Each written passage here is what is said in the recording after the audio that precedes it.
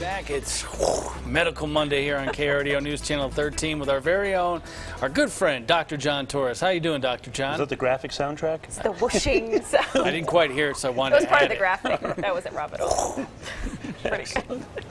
Well, today, Dr. John, we're talking a lot about sugar. Last week, the FDA proposed nutrition labels show the added sugar in food and not just the total sugar. And I think this is great because I'm an avid advocate of label reading. I think people need to read labels and know what they're putting in their body. And when it comes to added sugar in your diet, the goal is to limit it, not completely eliminate it.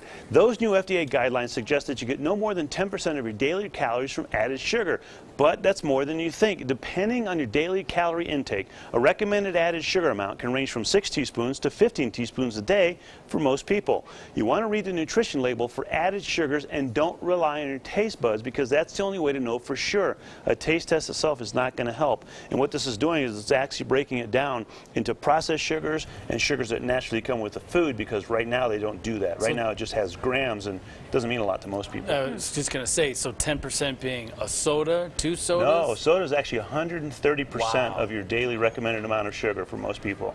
130%. So we can't have soda? I didn't say that. So what would equate, I guess, to what you're saying? Well, and again, 6 to 15 teaspoons a day is what they're talking about. So you want to be careful with how much you're taking in. It depends on a person's body weight, depends on what they normally eat, and depends on what kind of sugars are in there naturally versus added sugars. You want to avoid the added sugars as best you can. Keeping with our sugar theme, it's something obviously we got to keep track of. As you said, read labels. Well, there's a new study that says insulin resistance can really affect your memory. It can, and right now we're talking about high blood sugars, but high blood sugars that are in your body, because these are associated with prediabetes, and they could increase the risk for Alzheimer's disease or dementia. That's because insulin resistance alters the way the brain uses sugar, which is its primary source of fuel. Poor diet, obesity, sedentary lifestyles, these are all associated with insulin resistance. Healthier lifestyles could contribute to healthier brain aging by reducing that insulin resistance. And the study shows that this may make mental functioning worse, but does not mean that insulin resistance leads to Alzheimer's. Just another reason you want to keep track of your diet, you want to exercise, you want to be a label reader and make sure those sugars are up there and you know what you're getting in your body. And one of the messages you are always harping on, keep moving. Keep moving. Move around, and that really helps you, especially with the brain and it's the memory. the little things that count, and that's what we found out. It seems like every week we have a new study that supports that. Yeah, You're just I'm a right. bright You're guy. just ahead of the game for that one. Well, a new ranking, Dr. John, of federal data shows cities with the highest numbers of sexually transmitted diseases. And in some extent, I think this is going to surprise some people. Other areas, not so much. The data is coming from the CDC. It shows that Montgomery, Alabama is the most sexually diseased city here in the country.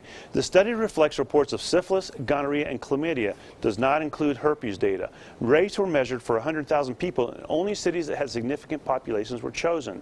Montgomery had 4,371 reported cases of STDs. Several in the top 10 are in the southern region of the U.S. 3 are cities with large military populations: Norfolk Naval Base in Norfolk, Virginia, Fort Hood, in Killeen, Texas, and Fort Bragg in Fayetteville, North Carolina. Now, Colorado Springs reported over 3,100 cases of STDs. Most of those were chlamydia.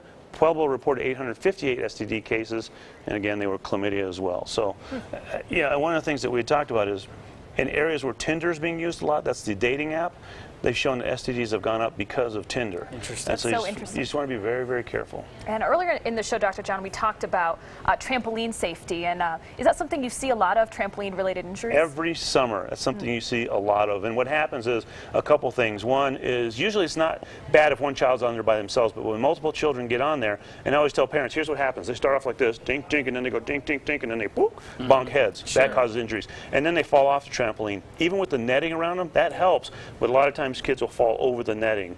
And then when parents get up there and try to do it themselves, and we see that injury as well. So, So parents just don't get on the trampoline. and don't get on it with your children, because that really causes issues. The differential in weight can really throw it off. Exactly. So you're not 6 anymore. Aw, Well, Dr. John, we'll see you on Thursday. Thanks for your advice, You bet. as always. We'll see you then. We're going to show you